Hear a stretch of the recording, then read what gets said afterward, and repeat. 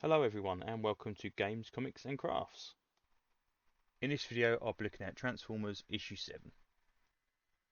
Okay, so this is issue 7 of Transformers, first issue of George Croner doing the artwork rather than Daniel Warren Johnson. When I first started buying this book I said on the first video I believe that I tend to like my Transformer artwork to be animation style or kind of, really nice type pencils, kind of like the old Dreamwave stuff. But the Warren Johnson artwork is just so full of kind of energy and kineticism. It's just so cool. So I was a bit worried about George Croner coming along, seeing how good he was. He's good. It's pretty cool.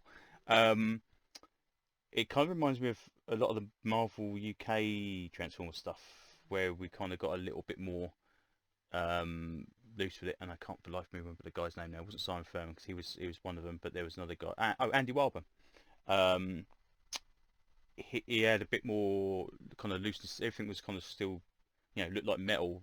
The Transformers looked like metal, but there's a kind of enough kind of, rather than just being perfectly straight lines, there was a little bit of extra kind of line depth to it all and line weight and whatever. So anyway, it's cool. We're on Cybertron. We have Huffer, Cup, Elita 1, which I didn't recognise first of all, but then I don't know if that is supposed to be Ironhide there. I'm not too sure. Anyway, um, they're trying to get into a facility somewhere. Huffer bites the big one, which is a shame. Huffer's annoyed me a little bit because I had a Huffer, and my Huffer toy actually was, I really did like it, but it was annoying when he just transformed into a truck and he was like 1/4 the size of Optimus Prime. Anyway, but then they killed Cup. I mean that's unforgivable. I mean Cup was one of my favourites. I love Cup. So Elite One breaks into this facility and she finds this body of whoever. Well, I think I know who it is. It took me a little while to figure out who it was, but I think by the time it looks like it, I know it is. Anyway, cut back to Earth. We've got a ship turning around basically and heading back towards the mainland, head to the coast of Washington because apparently they got some robots to kill, so they obviously know what's going on there.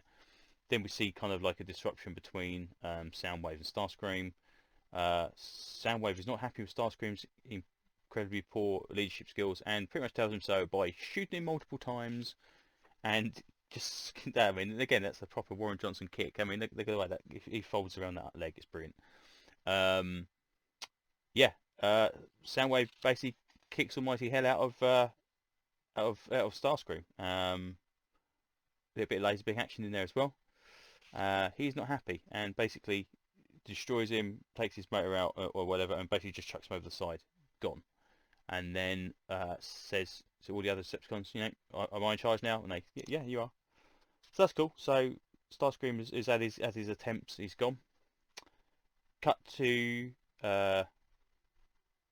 I can never remember this girl's name. Anyway, RC and basically explaining kind of having a discussion about because she obviously lost her dad in the fight, and she's kind of training to be that kind of Sarah Connor kind of style character. And on RC explains about back on Cybertron, and back on Cybertron's Ultra Magnus. That is apparently who possibly I believe is who's that discarded body inside the vault. Anyway, so yeah, so Cup. Windcharger's not happy that he didn't pull the trigger on Starscream, and and said that the girl's kind of upset with him as well. And Prime goes to go and see Spike and basically explain what's going on with that, and kind of said your dad was you know ready to kind of kill himself in order to preserve the Matrix. Then we get a weird flashback thing where Prime here and he sees this baby. I've got no idea what this is about.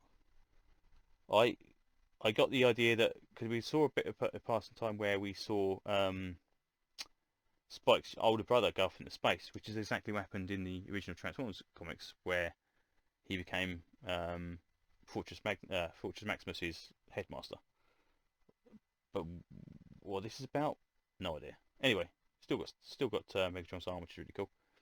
Wheeljack is putting people together. He's made his own little kind of legs. He's fixed Ratchet's legs, but unfortunately, Skywarp has been fused with Tetran 1 and will not be functional until they kind of deactivate that. And then we get Prime basically saying they're going to take the fight to the Decepticons. And again, that's a beautiful Prime picture. But yeah, again, against, I mean, I think it's because of the battle damage, and it makes them look like they've gone through the wars kind of thing, rather than just being perfect. But there's a little bit of flexibility in there, which again, it should be. You can't have a robot that literally just moves, like the actual old toys where the arms just shoot out left and right. It's kind of thing. So yeah, I'm more than happy with this artist. I think he's really, really good.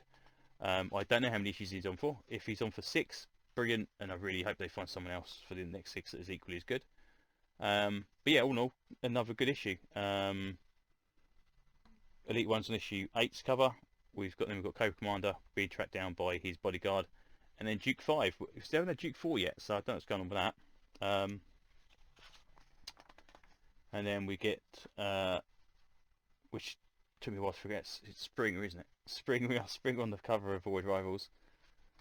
And then G.I. Joe adverts and all that kind of stuff as well, and then a couple of covers. So yeah, so all in all, it's another decent issue. I say my worries were allayed pretty quickly into this thing, and the fight between Starscream and Soundwave is brilliant. It's equally as cool as the fight between Prime and Starscream. So yeah, good stuff. I'm definitely looking forward to this see how this goes and see what happens now, and hopefully we'll get fit out the ranks on both sides from all these existing Transformers, rather than just having to be repaired. We can hopefully get some people from Cybertron, or even better yet, get the people in the space part going around space a bit and discovering some of those kind of TV series, monsters, creatures, and other races, and Nebulons and all that kind of stuff, and see what's going on with that. That'd be really cool. So anyway, there you go. Another cool book. Let me know what you think. If you think it's a good book in the comments, I'd be very happy if you did that, and leave a like and subscribe. That'd be brilliant as well. And I will hopefully see you on the next video. Thanks very much. Bye bye.